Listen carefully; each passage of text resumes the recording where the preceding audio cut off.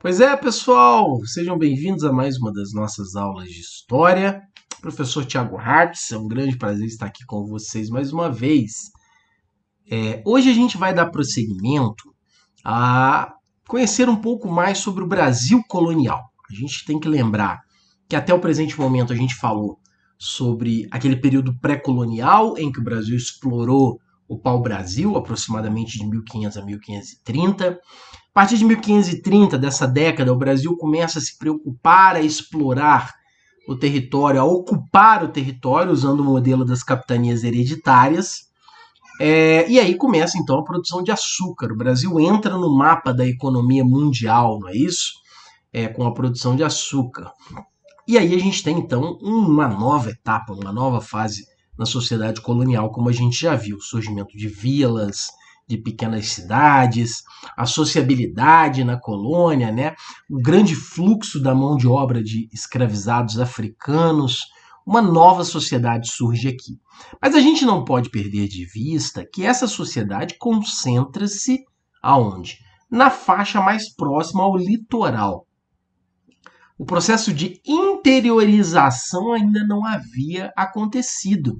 O Brasil ainda ocupava basicamente aquela primeira faixa que a gente vê. Lembra quando a gente viu o Tratado de Tordesilhas, né? Aquela parte ainda que cabia a Portugal no Tratado de Tordesilhas mal tinha sido explorada ainda.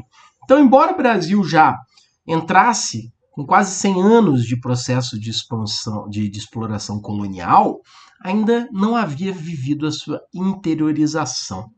Tá? E hoje, então, a gente vai começar a entender um pouquinho mais sobre esse processo de interiorização do Brasil colonial. E para isso a gente precisa compreender um fenômeno histórico muito importante que era chamado das bandeiras. As bandeiras eram expedições que partiam geralmente dessas regiões, como por exemplo São Vicente, que era mais próxima ao litoral, uma das capitanias que teve prosperidade, que deu certo, e iam rumo ao interior da colônia, certo? O que acontece, gente? São Paulo, São Vicente, Santo André, Piratininga eram vilas que, embora tinham tido algum tipo de desenvolvimento, elas não tinham tanta riqueza quanto Pernambuco e Bahia, por exemplo, que produziam muito açúcar para exportação. Então, eles entendiam que uma das formas de ampliar suas riquezas era a busca por riquezas no interior. Então, organizavam expedições. Por isso que você já deve estar acostumado a ouvir a expressão dos bandeirantes, né? Então, os bandeirantes eram os membros dessas expedições chamadas de bandeiras. Uma outra razão também importante para você entender é que, como havia escassez de recursos, também havia muita dificuldade por parte dos membros destas vilas, como São Vicente, a gente falou, e Piratininga, de adquirir escravizados africanos. Então eles resolveram, além da busca de riquezas, né, eventuais riquezas, eles também buscaram a escravidão de indígenas, aprisionar indígenas para trabalhos forçados, tá? Então a gente pode dizer que as bandeiras surgem da necessidade de buscar riquezas e também mão de obra escravizada indígena no interior da colônia, tá bom? Então, por aí que começa, então, e nascem as bandeiras. Eu vou trazer aqui minha imagem para esse lado aqui, ó, porque eu quero mostrar para vocês uma imagem muito rica de Henrique Bernardelli, que foi pintada muitos anos depois, né, desse processo de início das bandeiras, mas que mostra uma cena muito interessante, que é uma cena menos glamurosa do que a gente está habituado a ver. Muitas vezes os bandeirantes são pintados como se fossem super-heróis, né? Mas na verdade eles viviam em situações difíceis, dentro da mata fechada, é um território inóspito, desconhecido, né? Ali os bandeirantes estão se abaixando para beber água, né?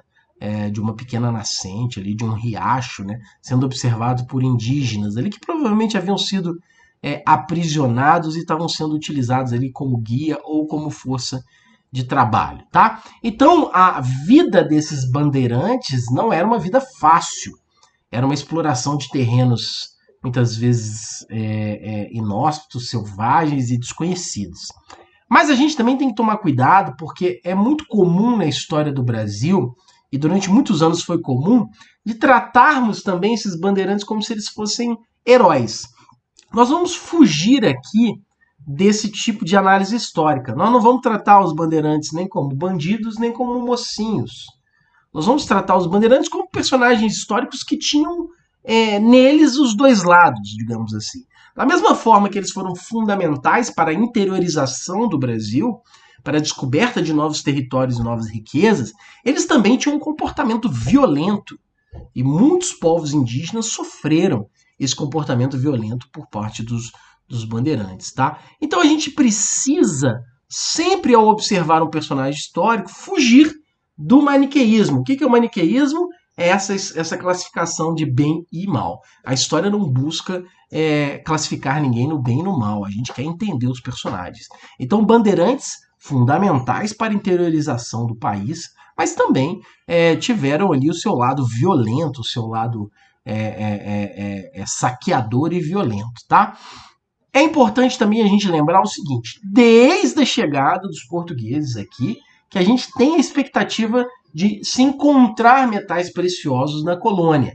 Isso era um antigo sonho, um antigo desejo por parte dos colonizadores, tá? Então essas expedições de bandeiras também elas buscavam de alguma forma, ainda dentro desse sonho, desse desejo de encontrar metais preciosos. E a gente vai ver que vai dar certo, porque foram as expedições, as entradas e bandeiras que vão acabar descobrindo as Minas Gerais, né? Então deu certo e de fato, então, enfim, o sonhado ouro, diamante e prata, eles vão aparecer por causa das expedições bandeirantes. Isso é muito importante também da gente entender. Então, pessoal, entradas e bandeiras foram um processo histórico muito importante para a gente compreender a sociedade colonial desse período. Tá? Vamos ver aqui um pouquinho o mapa da expansão bandeirante, então, para a gente entender um pouquinho aqui, ó. Então a gente tem aqui este mapa com limites atuais, viu?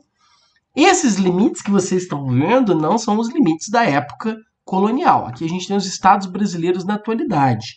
A gente usa esse mapa aqui para que você entenda um pouquinho melhor. Observe aí onde você está nesse momento, né? E consiga se achar no mapa, tá bom? A gente tem também o limite internacional ali, mas isso não é o mais importante. A gente tem o Tratado de Tordesilhas aqui, vermelhinho, cortando. Lembra que eu citei como exemplo, né? O lado direito de Tordesilhas aqui praticamente não era explorado. Imagina o lado esquerdo, né? Ele vai ser. A gente tem aqui o chamado sertanismo de contrato, nas linhas vermelhas. As expedições de apresamento indígenas por mar, como essa que saiu de Santos e veio até Santa Catarina, e as expedições de apresamento indígena por terra, que são essas que saíram de São Paulo em direção ao norte do Paraná e ao Rio Grande do Sul. Então, este momento do século XVII é um momento altamente movimentado do ponto de vista dessas expedições, certo? E isso aqui, então, é algo que é muito importante para a gente observar e entender um pouquinho. É a partir daqui, então, das entradas e bandeiras que o Brasil começa esse processo de interiorização. Ou seja, começa a sair dessa pequena faixinha mais próxima ao litoral para começar a se tornar esta colônia de dimensões continentais.